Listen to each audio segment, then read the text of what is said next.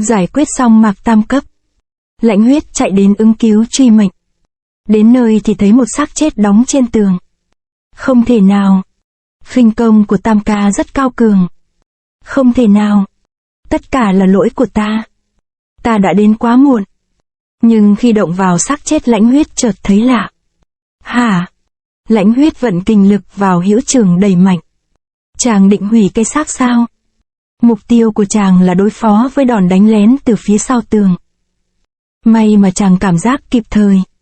Hóa ra cái đầu là giả, còn thân người là của Võ Thắng Đông. 13 sát thủ ư? Bọn ta là ai không quan trọng. Ngươi chỉ cần biết ngày này năm sau là ngày giỗ của ngươi. U Dương Tuyệt, Độc Cô Uy. Lãnh Huyết không trả lời. Nhưng chàng biết được rằng khó thắng được. Quát con. Dựa vào đâu mà ngươi biết được đó là cái xác giả? Vì các ngươi đã quá sơ hở. Tam ca là kẻ nghiện rượu. Đến mức tóc cũng có mùi rượu đấy. Chẳng trách ngươi không bị mắc bẫy. Thì ra vào lúc sờ vào cái xác, Lãnh Huyết đã biết giả nên kịp thời phòng bị. Thế cũng tốt. Vậy là ta có cơ hội dùng đao lấy đầu ngươi rồi. Không cần nhiều lời, mau giải quyết nó cho xong. Ai giải quyết ai còn chưa chắc. Cái xác giả chứng tỏ truy mệnh còn sống. Lãnh Huyết thấy có manh mối. Chàng kịp trấn tĩnh để đối phó với kẻ địch. Lãnh Huyết mau chóng vận khí trị thương để lấy lại nguyên khí. Trường Hận Ca Quyết. Tử Cung Cao Sứ nhập Thanh Vân. Tiêu Khí Phong Tiêu Sứ xứ hành. Cửu Trong Khiếu khuyết tan. Tiêu Sinh Thiên Thừa Vạn Kỵ hung dũng lâm. Nhưng hai tên kia không cho chàng cơ hội đó. Cẩu Tử Đao Pháp Tử Vô Toàn Thứ. Thì ra ngươi là Đao Bất Ly Hồn Độc Cô Uy. Trường Hận Ca Quyết là môn hồi dị tâm pháp. Dùng lời thơ để làm khẩu quyết. Giúp phục hồi nguyên khí rất là nhanh. Lãnh Huyết vừa đánh vừa nghỉ để giữ khí. Đao vừa dứt chiêu khác lại tới. Tam trượng lăng không chỉ. Lãnh Huyết đâm mạnh. Nhưng Độc Cô Uy đã kịp tránh đòn. Đừng hòng chạy thoát. Thật hư quả là cao chiêu. Chỉ lực mạnh đến độ suýt làm kiếm tuột khỏi tay Lãnh Huyết. Lãnh Huyết kịp thu kiếm về phòng thủ. Lưỡi đao của ta chưa hề tha mạng cho ai. 7 chiêu cuối của vô danh kiếm pháp. Tiểu tử kia ta sẽ không bại dưới tay ngươi đâu. Độc Cô Uy dũng cảm nhiễm. Thấy toàn thân đầy máu cũng vẫn lao lên. Lão không nhanh hơn mạc tam cấp. Nhưng dũng khí có thừa. Mình đã đánh giá thấp hắn. Trong lúc Lãnh Huyết suy nghĩ, thì cánh tay phải vỡ nhiều mạch máu. U Dương Tuyệt tấn công. Tay Lãnh Huyết đau buốt buông rơi đoản kiếm. Lãnh Huyết không có kiếm. Giống như hổ không răng. Người chết rồi. Điềm tĩnh như Vô Tình mà cũng phải kinh ngạc vì kẹo hổ lô. Tại sao lại thế? Vô Tình ngước lên không thấy gì. Càng thêm rối trí.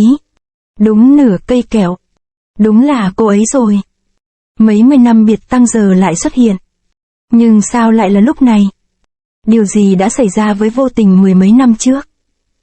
Ngoài trời mưa cứ rơi. Trong đầu Vô Tình những ký ức cứ tràn về. Đôi chân luôn quan trọng nhưng ý chí còn quan trọng hơn. Chỉ cần con có ý chí ta sẽ truyền dạy cho con. Nhai Dư ta luôn sẵn sàng đợi con. Dù được một danh sư cứu và chăm sóc dạy dỗ. Nhưng Nhai Dư vẫn rất bi quan chán nản vô cùng. Hu là phế nhân con đành bất hiếu. Mối thù của cha mẹ con không báo được. Con trai mà yếu lòng như con gái thì còn ra cái thể thống gì nữa. Ai cười ta mau ra đây. Hèn yếu như cậu có tư cách để lên tiếng sao? Bên kia bức tường, lộ ra nửa khuôn mặt xinh xắn của một cô gái độ tuổi Nhai Dư. Tuy cô gái ngây thơ dễ thương, nhưng Vô Tình cúi mặt không nhìn. Tớ mới đến đây hôm nay đấy. Đúng là kinh thành nhiều thứ lạ mắt. Phố phường nhộn nhịp vui quá. Mải lo nhìn nên tớ lạc mất nghĩa phủ. Đi mãi lạc vào đến đây. Có duyên mới gặp được nhau. Tớ là Diệm Nhi còn cậu. Vô Tình làm gì có tâm trí để tán gấu. Mấy hôm sau, Vô Tình ra hoa viên ngồi như thường lệ. Chỉ có chữ xin lỗi mà cũng biết sai chính tả. Làm Vô Tình không nhịn được cười. Ha thì ra cậu cũng biết cười. Nụ cười bằng 10 thang thuốc bổ đấy. Vô Tình không phải quá lạnh lùng. Cộng với sự nhiệt tình của cô gái kia, tình cảm bắt đầu vượt tường rào. Diệm Nhi mồ côi cha mẹ, làm nghề mãi võ nay đây mai đó nay đặt chân đến nơi này. Từ thảm họa của gia đình Vô Tình trở nên lãnh đạm. Nhưng với sự nhiệt tình của cô gái này, đã làm trái tim băng giá của cậu bắt đầu tan chảy. Ái chả quên đem cho cậu một món quà. Nhìn nè, món ăn tuyệt vời đấy. Mấy cục kẹo hồ lô mà cũng gọi là món ngon. Cậu chưa biết đấy, chỉ khi ở Kinh Thành mới có thứ này. Mà chỉ ở Miếu Thành Hoàng mới có hồ lô ngon nhất mà thôi. Cái ngon nhất trong cái ngon nhất, không tuyệt thế còn gì. Cũng phải, nhưng sao chỉ có một nửa. Tớ mua một cây nhưng đợi cậu lâu quá. Mà nó lại hấp dẫn quá nên hi hi. Nó chỉ là cây kẹo hồ lô. Nhưng trong giây phút này nó rất ngon. Vì ngoài vị ngọt nó còn có tình bạn. Một người lấy tứ hải làm nhà. Một người lấy yêu tư bầu bạn. Một nóng một lạnh gặp nhau có thể xem là duyên phận. Gia Lượng tiên sinh thấy tất cả những điều này. Nhai Dư có thần sắc hơn rồi. Ngày nào Diệm Nhi cũng đến tâm sự với Nhai Dư. Bất kể mưa hay nắng. Mỗi lần đến, Diệm Nhi đều mang theo đúng một nửa cây kẹo hồ lô. Từ lúc có sự bầu bạn và tâm sự của Diệm Nhi, Nhai Dư trở nên cởi mở hơn, yêu đời hơn. Gia Lượng tiên sinh theo dõi và thấy vết thương lòng của Nhai Dư đã lành. Không nhờ thần dược mà nhờ tình bạn. Chúng mình có phải là bạn không? Từ trước tới giờ tớ chưa có bạn. Tại sao cậu bị tàn phế? Tại sao cậu khóc suốt ngày vậy? Câu hỏi đó như đâm vào vết thương cũ. Nhưng Nhai Dư biết sớm muộn gì bạn mình cũng hỏi như vậy. Trầm tư một lúc rồi cậu kể. Vì Nhai Dư hiểu bạn bè phải chia sẻ vui buồn.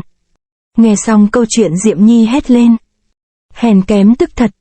Đừng mắng chúng. Tớ tàn phế rồi không thể báo thù. Không phải chúng tớ mắng cậu đấy. Sao tớ á? Sung sướng quen nên cậu chỉ biết oán trời trách người. Thật đáng hổ thẹn. Cả nhà tớ bị giết. Tớ thì tàn phế làm gì được. Tớ chỉ bực vì cậu không biết vươn lên. Biết tại sao tớ luôn cho cậu thấy có nửa khuôn mặt không? Mở to mắt ra mà nhìn đây. Vẻ mặt Vô Tình tỏ ra bất ngờ vô cùng. Tớ bị mồ côi từ nhỏ. Khuôn mặt là mạng sống của người con gái mà tớ cũng không có. Nếu là cậu chắc tự sát lâu rồi. Sinh ra đã xấu xí nên Diệm Nhi bị cha mẹ bỏ. May mắn mà có người nhìn thấy nhặt về nuôi. Đó là một người làm nghề mãi võ kiếm sống. Diệm Nhi theo cha nuôi đi mãi võ. Nhưng khuôn mặt làm nhiều người khiếp sợ. Lòng cô bé bị tổn thương. Diệm Nhi đạp lên sóng gió. Và luôn nghĩ trời ban cho sự sống là tốt rồi. Cô bé cứ hồn nhiên vui vẻ. Nghe xong Vô Tình thấy thật hổ thẹn. Cũng gặp cảnh khổ. Sao tớ ngẩng đầu được còn cậu thì không? Diệm Nhi. Lúc Vô Tình ngẩng đầu lên thì Diệm Nhi đã đi từ lâu. Tớ hứa với cậu tớ sẽ sống kiên cường, sống có ích. Vươn lên chính mình tớ sẽ làm được. Từ đó Vô Tình bái Gia Lượng tiên sinh làm sư phụ.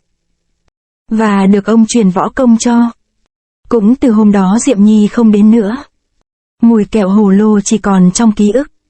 Khuôn mặt đó mãi in trong đầu Vô Tình. Nửa khuôn mặt tuyệt trần. Vì Diệm Nhi là bạn thân nhất. Và Vô Tình luôn nhớ những nét đẹp của bạn bè. Chỉ ở Miếu Thành Hoàng mới có kẹo hồ lô ngon nhất. Nếu muốn kiếm người thích, kẻ đó phải đến Miếu Thành Hoàng. Nghĩ rồi Vô Tình triển thân đi. Đến nơi không thấy bán kẹo hồ lô nhưng có một người. Chính ngươi dụ ta đến đây. Đối phương chỉ gật đầu. Chúng ta biết nhau. Sao ngươi dùng kẹo hồ lô dụ ta? Người với Diệm Nhi quan hệ thế nào? Ta đến giết người không có ý gì khác.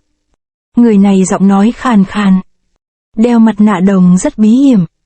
Ngươi là đồng diện khách. Lãnh Liễu Bình. Để đối đầu đánh bại được Vô Tình thì chỉ có ta mà thôi. Tiếp chiêu. Vạt áo của Lãnh Liễu Bình vung lên. Vô số ám khí bay ra hướng về phía Vô Tình. Đồng diện khách vung tay lên. Một luồng sáng phát ra tạo thành hai con rồng. Vô Tình lập tức xuất chiêu Phong Hoa Tuyết Nguyệt. Ám khí tứ tuyệt. Phong Trung Vũ. Hai loại ám khí Nam Bắc đấu nhau. Lãnh Huyết bị trọng thương, bỏ rơi kiếm. Nhưng chàng vẫn muốn quyết đấu. Chẳng lẽ muốn tìm cái chết? Lạ thay, ngón tay phóng rất mạnh, một luồng sáng phát ra, tạo thành một kiếm khí hạ sát đối thủ. Chiêu 49 vô danh kiếm pháp. Thương mang huyết kiếm. Độc cô uy bị văng ra, nhưng Lãnh Huyết đang gặp nguy. Lãnh Huyết đã kiệt sức lại bị trọng thương. Lúc này hàng loạt trưởng kình từ đâu đánh tới. Lãnh Huyết không kịp trở tay lãnh chọn trọng chiêu. Lãnh Huyết rơi xuống như một bao cát. Ngươi như con hổ sắp chết. Có lồng lên cũng khó thoát khỏi tay lão phu, ha ha ha. Lãnh Huyết ngã xuống bất động. Đừng xem thường đối thủ. U Dương huynh mau kết liễu hắn đi. Hắn đang bất tỉnh, không cần vội. Ai bảo ta bất tỉnh? Ta có thói quen không nằm lì. Dù sắp chết đến nơi. Mưa đã ngừng, hình như đó là dấu hiệu kết thúc trận đấu. Lãnh Huyết đứng dậy. Nhưng chàng đã kiệt sức. Chỉ còn ý chí của một anh hùng. Ta thề sẽ cắt gân ngươi cho người chết không toàn thây. Lãnh Huyết xem ra khó toàn mạng. Đại ca nhị ca hãy cứu tam ca. Ta có nhận lời nhưng cú đấm của ta thì không. Thiết thủ bất ngờ xuất hiện. Đánh bật đòn nhắm vào Lãnh Huyết. Tứ kiếm đồng cô có mặt. Mau bảo vệ sư thúc. Tuân lệnh. Chiều thứ 3 của xích thủ hung quyền. Thập lý kinh lôi. Giết người bằng cú đấm ngươi chính là. U Dương Tuyệt kinh hãi nhưng cũng kịp phòng thủ. U Dương Tuyệt không đủ công lực. Cổ tay phát ra tiếng gãy của xương. Mặt hắn thất sắc kinh hãi vô cùng. Tội ngươi ngất trời. Mau chịu trói để ta khỏi ra tay. Mưa ngừng rơi, ngụ ý nói lên rằng mây mù tội ác sắp tan. Người anh hùng mang lại ánh hào quang làm tan mây mù chính là Thiết Thủ. Xin lỗi huynh đến trễ. Nhị ca vẫn chưa quá trễ. Hai tên này nằm trong 13 sát thủ. Có thể tam ca bị chúng bắt. Nhị ca đừng vội giết chúng. Yên tâm, ta không giết người bừa bãi đâu. Nếu không đã không đến trễ. Kể lại chuyện cũ. Thiết Thủ sau khi bắt được Bí Qua Nhân, chàng đem hắn đến nha môn. Rồi chàng cải trang để tránh bị phát hiện và đến quán trọ nghỉ. Tên tiểu nhị này trông quen quá. Thiết Thủ rất nhạy bén với tình hình. Hai tên tiểu nhị, trưởng quầy và cả cô ả kia đều là cao thủ. 4 tên này là Phong Vũ phiêu giao của Thục Trung Đường Môn. Tên kia là Đường Vũ. Đường Môn là một thế lực bí hiểm. Chuyên sử dụng độc và ám khí. Ra tay rất tàn ác. 4 tên này cải trang chắc có mục đích. Xem ra đêm nay khó ngủ yên. Mau đem 2 cân thịt và 5 bình rượu. Không biết người kia là ai mà chúng phải liên thủ đối phó. Nhìn thoáng qua Thiết Thủ biết chúng muốn giết ai. Ngửi mùi biết ngay là rượu ngon. Rượu đó chỉ dành cho ai có ý định tự sát thôi. Bình rượu vỡ tan, có khói bay ra thì ra là rượu độc. Định giết người giữa ban ngày. Bọn Phong Vũ phiêu giao không coi vương pháp ra gì. Thiết Thủ đáng chết. Chạy thôi. 4 tên tựa hồ khiếp sợ Thiết Thủ nên nhanh chân trốn mất. Thiết Thủ không ngờ chúng lại chạy thoát thân nên cả kinh đứng dậy. Đừng hòng chạy thoát. Bệnh nghề nghiệp nên Thiết Thủ ra tay hảo hán. Đừng đuổi theo chúng. Thiết Thủ dùng hết sức để gạt tay ra nhưng không được. Cảm thấy rất kinh ngạc. Ta đã cứu ngươi. Chưa trả ơn còn muốn làm gì ta? Khó khăn lắm mới đợi được người đến giết ta. Vậy mà ngươi lại làm hỏng cả. Xui thật, gặp thằng điên. Thiết Thủ nghĩ chỉ có người điên mới chờ bị giết. Muốn ta bồi thường thế nào? Ha ha, đúng là hảo hán. Cho ngươi 2 lựa chọn. Thứ nhất là phục vụ rượu thịt và cố giết ta. Thiết Thủ nhìn kỹ thì thấy khuôn mặt hắn có nhiều vết sẹo nhưng rạng rỡ khó ai quên được. Điều này không hay. Lựa chọn thứ 2. Thiết Thủ rất cởi mở. Trừ khi đối thủ bị điên, nếu không sẽ dễ dàng kết bạn. Thứ 2 là cùng đối ẩm. Điều này không hay lắm nhưng dễ làm hơn điều kia. May mà tiểu lượng của ta không kém. Ta sẽ cho hắn say. 2 bạn rượu cùng đối ẩm chuyện giang hồ. Tình cảm dần nảy sinh. Khi nói chuyện, Thiết Thủ biết đây là Tư Mã Hoàng Phần. Tứ Hải là nhà. Thiết Thủ dùng tên thật chứ không dùng biệt danh. nên Tư Mã Hoàng phần không biết chàng là một trong tứ đại danh bổ. Tiểu Nhị cho thêm 20 bình. Thiết Thủ định hạ đối thủ. Không ngờ tửu lượng của hắn cao quá nên đành bất lực. 3 hôm sau mới tỉnh lại. Không thấy Tư Mã Hoàng phần đâu cả. Khi về nhà, biết tình hình khẩn cấp nên cùng Tứ Kiếm Đồng lên đường. May mà đến kịp nên cứu được Lãnh Huyết thoát khỏi ngũ trảo. Đừng mơ ngăn cản bọn ta, sát. Thiết Thủ ra tay nhanh như chớp khiến bọn chúng không kịp trở tay. Chiêu thứ nhất của Xích Thủ Hung Quyền. Thiết Hoạch Ngân Câu. Phát quyền như ngàn cân giáng xuống và đối phương cũng thấm mệt nên không chịu nổi. Thiết Thủ thừa thắng xông lên. Người đúng là Thiết Thủ. Một đối thủ xứng tầm đấy. Thấy một đòn tấn công chàng vội vàng phòng bị. Quá bất ngờ. Thiết Thủ chỉ tập trung được 5 phần công lực nên bị đẩy ra xa. Quyền lực như sấm. Quả là cao thủ. Thấy nguy cấp, Lãnh Huyết cùng Tứ Kiếm Đồng xông lên. Nhưng không kịp. 3 tên kia đã biến mất.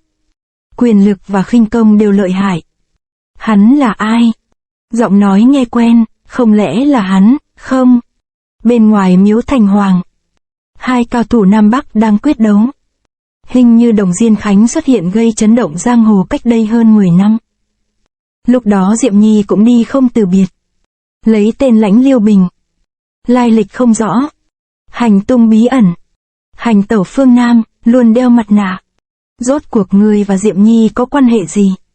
Cuộc chiến đang ác liệt mà hắn vẫn nghĩ đến ả xấu xí đó. Nếu muốn biết thì đi hỏi Diêm Vương ấy. Tiếp chiêu. Bảo thi mê u. Ám khí của Đồng Diên Khánh đan xen trong mưa nên không nhìn thấy được. Biết lợi dụng những hạt mưa để che giấu ám khí. Đúng là cao thủ. Nếu mắt không nhìn thấy được, phải dùng đôi tay và cảm nhận. Ám khí từ 4 phương 8 hướng phóng tới. Tránh đòn là thượng sách. Tránh qua bên phải. ỷ vân tọa phong tỏa ám khí. Thiên đường vô lộ. Không chịu nổi. Ta đành bắt các hạ. Cẩn thận nhé. Lúc nguy cấp, trước mặt Đồng Diên Khánh xuất hiện hào quang. Vô số ám khí phóng đến vô tình. Hồi hồi truy nguyệt đạo. Ngoa đúng là một trong 13 hung thủ. Có thể ép ta dùng chiêu này. Người chết cũng nên vui mừng. Có thể kết hợp nội ngoại công hoàn hảo. Đúng là vô địch phương Nam. Chỉ tiếc là nội tài xuất chúng mà lại đi làm tay sai cho người khác. Thật đáng tiếc. Chết đến nơi mà còn ca cầm gì thế? Vậy sao? Một người làm việc gì đó đều phải có nguyên nhân. Như hôm nay ta phải giết ngươi. Đó chỉ là một. Nguyên nhân chính là ta không muốn ngươi chết dưới tay kẻ khác. Câu nói như có ẩn chứa điều gì đó. Ha ha, ngươi phải do ta quyết định. Vô số những tiểu nguyệt đao bay đến. Vô tình thấy lạ nên chưa phản kích ngay. Phải xem nó thế nào trước đã. Vô tình tránh vào trong miếu. Vô số những tiểu nguyệt đao phóng theo. Đồ vật trong miếu đã hạn chế uy lực của tiểu nguyệt đao. Ám khí rất hiểm ác. Nhưng ẩn chứa sự kiềm chế. Hay là chỉ biết tránh né. Không phải là hảo hán. Hãy cùng ta tranh tài. Ngươi có thành ý. Vô tình ta sẽ nhờ mưa đãi khách. Để xem ngươi đãi khách thế nào. Trung nguyệt đao quy vị. Hoa trung ánh sát cơ. Lệ đọng ám đoạn trường. Hoa anh lệ. Hoa trung tuyết nguyệt chiêu thứ 2. Vô tình xuất chiêu. Ám khí tung ra như mưa. Ẩn chứa sát khí. Đồng Diên Khánh thấy nguy vội vã dùng truy nguyệt đảo phòng thủ. Nhưng chỉ một chút sơ sẩy Đồng Diên Khánh đã bị trúng ám khí. Thắng trước mắt. Bỗng nhiên truy nguyệt đao phóng thẳng vào cổ họng vô tình rồi lại dừng. Đồng Diên Khánh buông đao như muốn buông xuôi tính mạng để cùng chết với vô tình. Vô tình tránh đường đao. Nhưng cũng bị cắt nhẹ vào cổ. Đồng Diên Khánh buông xuôi muốn tìm cái chết. Nếu chiêu thức của ta gặp mưa to thì công lực thật khó lường. Nhưng lúc nãy hình như hắn cố ý không dùng hết sức. Đừng nghĩ nhiều, phế tay hắn trước đã. Bỗng mặt nạ của Đồng Diên Khánh vỡ ra. Dần để lộ khuôn mặt. Mặt nạ vỡ ra để lộ khuôn mặt. Vô tình bất giác khựng người lại. Đồng cảnh ngộ, nhưng sao tôi có thể ngẩng cao đầu mà sống? Còn cậu thì không. Trước mắt Vô Tình là khuôn mặt cô gái đã làm cho Vô Tình từ một người tàn phế trở thành một người yêu đời nỗ lực vươn lên. Nếu đúng là cô ấy thì cô ta sẽ không bao giờ còn có thể cầm kẹo hồ lô nữa. Bởi vì đôi tay cô ấy đã bị phế. Món ăn tuyệt trần. Diệm Nhi. Gia Lượng Thần Hầu Phủ. Phụng Vũ Lâu. Bên ngoài trông rất bình dị nhưng bên trong thì rất bí hiểm. Tất cả các vụ án lớn nhỏ trong vòng 10 năm trở lại đây đều có thể tìm thấy trong đó. Phong Vũ Lâu là cả một kho tư liệu. Kết tinh cả đời của Gia Lượng Thần Hầu. Trong lúc tứ đại danh bổ truy tìm hung thủ, Gia Cát tiên sinh cũng miệt mài tìm tư liệu. Người có quyền thế, biết nhiều tuyệt thế võ công. Sao ta không thấy kẻ nào giống như thế vậy kìa? Rốt cuộc ngươi là thần thánh phương nào? Trong lúc bực bội, Gia Lượng tiên sinh vô ý đập tay vào kệ sách. Những cuốn hồ sơ đổ xuống đất. Bất chợt Gia Lượng tiên sinh chú ý đến cuộn thánh chỉ đã ố vàng. Thánh chỉ này, đúng là có vạch từng ngọn cỏ cũng khó tìm. Nếu đúng là hắn. To be continued.